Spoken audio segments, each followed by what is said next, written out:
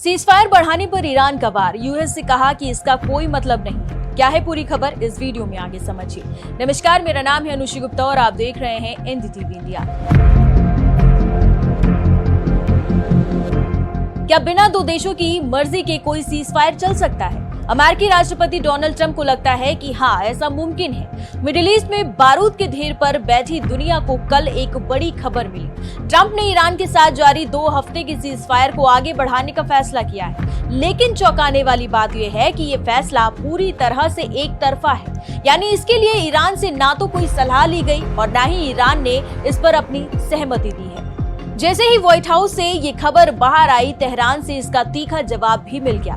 Iran ने साफ कह दिया कि ट्रंप के इस सीजफायर का कोई मतलब नहीं है, ये बेमतलब है। ईरान की संसद के स्पीकर के सलाहकार ने तो यहाँ तक कह दिया कि अमेरिका की बातों में अब कोई दम ही नहीं बचा है। दरअसल ये पूरा ड्रामा इस्लामाबाद में होने वाली उस शांति वार्ता के इर्द गिर्द घूम रहा है जहां ईरान की कुर्सी खाली रह गई। ईरान ने पहले ही राउंड के बाद ये तय कर लिया था कि अमेरिका के साथ मेज पर बैठना सिर्फ वक्त की बर्बादी करना है। ईरान के सांसद महमूद नमावियन, जो पहले दौर की बातचीत में शामिल थे, उन्होंने सोशल मीडिया पर जहर उगलते हुए लिखा कि अमेरिका के साथ बात करना पूरी तरह से नुकसानदायक है। लेकिन बात सिर्फ बयानों तक सीमित नहीं है। ईरान के टॉप मिलिट्री कमांड खत्म अल अनबिया हेडक्वार्टर ने जो चेतावनी दी है वो दुनिया की नींद उड़ाने वाली है।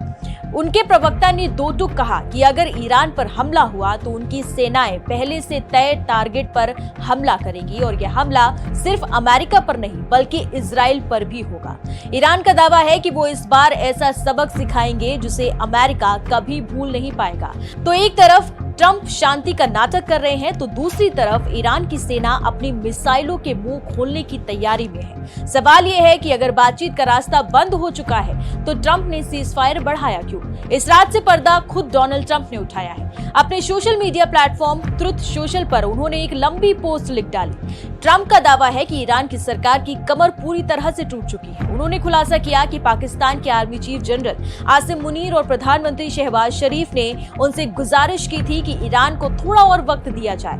ट्रंप ने लिखा कि जब तक ईरान के लीडर कोई एक राय वाला प्रस्ताव लेकर नहीं आते तब तक मैंने अपनी मिलिट्री को रुकने को कहा है, लेकिन नाकाबंदी जारी रहेगी। इसके बाद ट्रंप ने वो बात कही जो इस पूरी जंग की असली वजह है, वो है स्ट्रेट ऑफ हॉर्मुज।